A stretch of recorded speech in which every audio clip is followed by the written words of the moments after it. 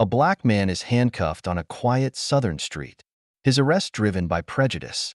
In court, he reveals a shocking truth that leaves officers pale and the world stunned. What happened next exposed deep injustice and changed everything. But let's start at the beginning.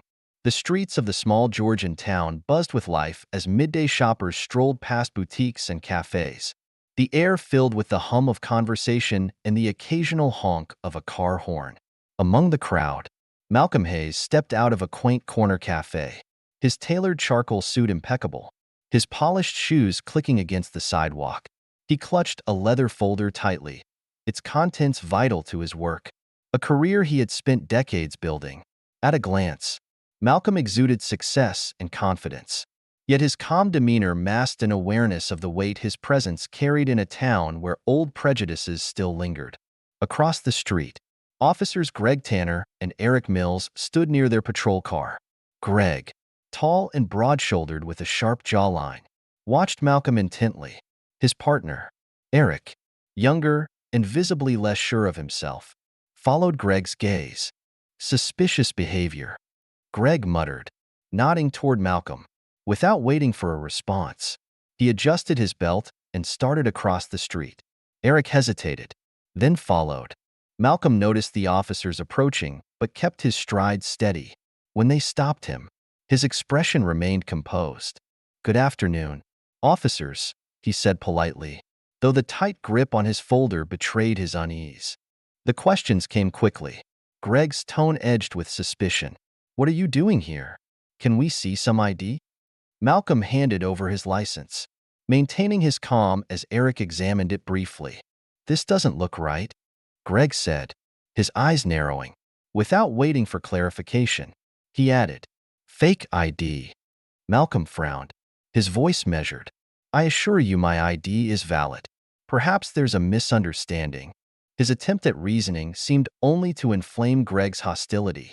"We'll sort it out at the station," Greg snapped, grabbing Malcolm's arm. Malcolm flinched but didn't resist as Eric cuffed him roughly. A small crowd gathered, their murmurs growing louder as phones appeared, recording the scene.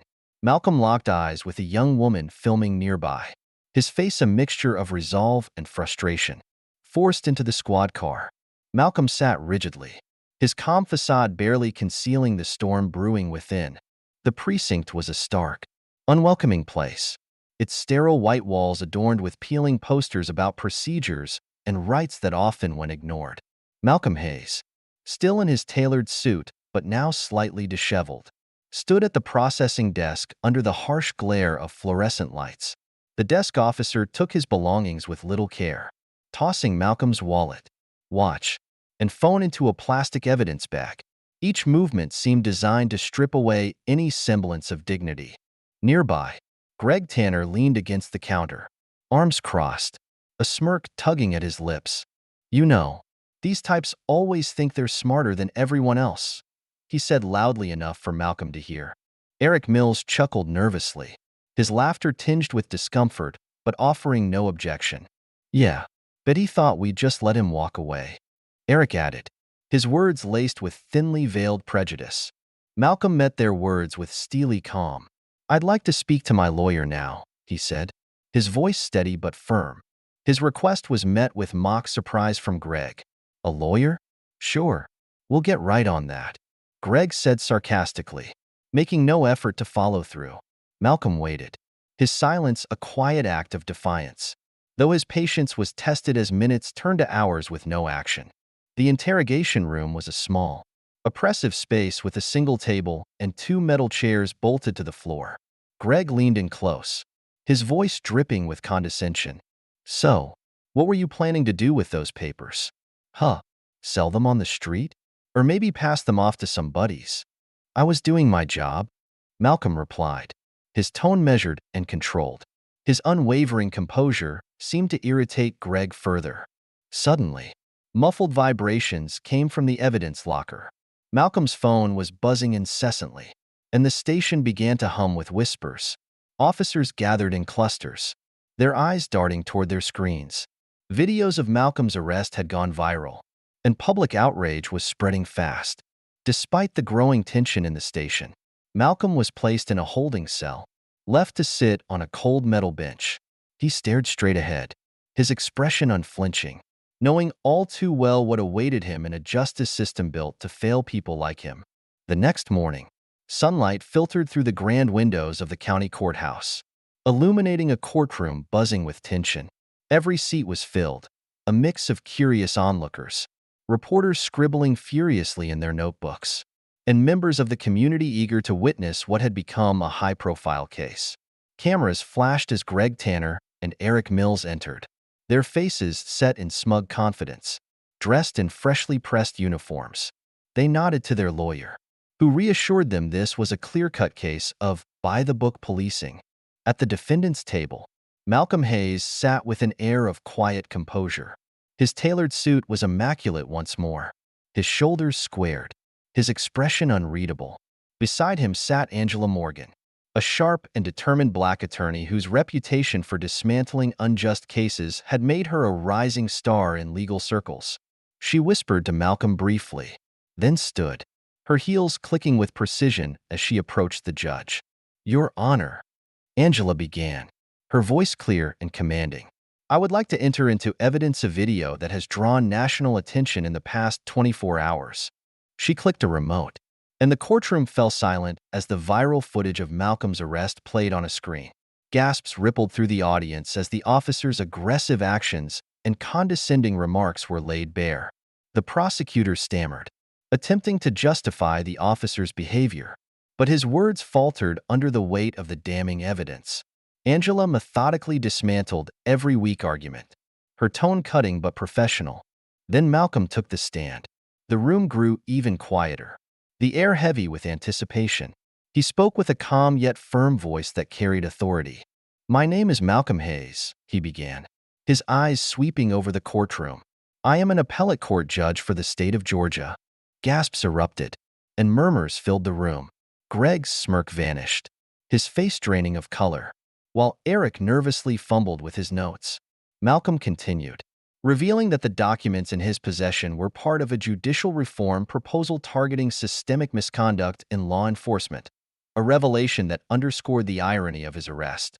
The judge presiding over the case wasted no time.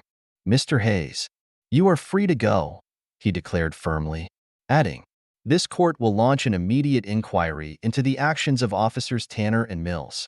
The room erupted into applause as Malcolm rose, his dignity intact, while the officers sat in stunned silence. The fallout was immediate and seismic. By the end of the day, Greg Tanner and Eric Mills were placed on suspension pending a full internal investigation.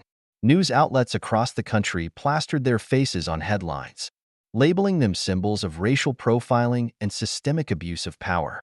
Viral videos of the arrest circulated alongside passionate editorials, and hashtags demanding justice trended across social media platforms. Meanwhile, Malcolm Hayes' life transformed overnight. His calm composure and unassailable dignity in the face of injustice made him a rallying figure for those demanding change. His name became synonymous with the fight for justice, and he reluctantly stepped into the spotlight as the voice of a burgeoning movement for police reform. At a hastily arranged press conference, Malcolm stood tall on the courthouse steps, surrounded by reporters and supporters holding signs. Cameras clicked, and microphones buzzed as he addressed the crowd. "What happened to me is not unique," he said, his voice steady but charged with emotion. "I am not the exception. I am the example of what happens every day to people who don't have the privilege of a platform like mine. This is not just about me. It's about all of us." His words echoed across the country, resonating deeply. In the days that followed, protests erupted in cities nationwide. Crowds gathered with signs demanding accountability, their chants calling for an end to racial profiling and systemic bias. Communities marched in solidarity, fueled by Malcolm's bravery and conviction. Back in his chambers, Malcolm was greeted by his staff with a standing ovation. Their applause was filled with admiration and gratitude. As he sat at his desk, the weight of the last few days settled on his shoulders. The folders and briefs before him were a stark reminder of the work still to be done. Looking out the window at the city below, Malcolm reflected on the journey ahead. This fight, he knew, was far from over. But now, with the world watching, there was hope, hope that change, long overdue, might finally be within reach.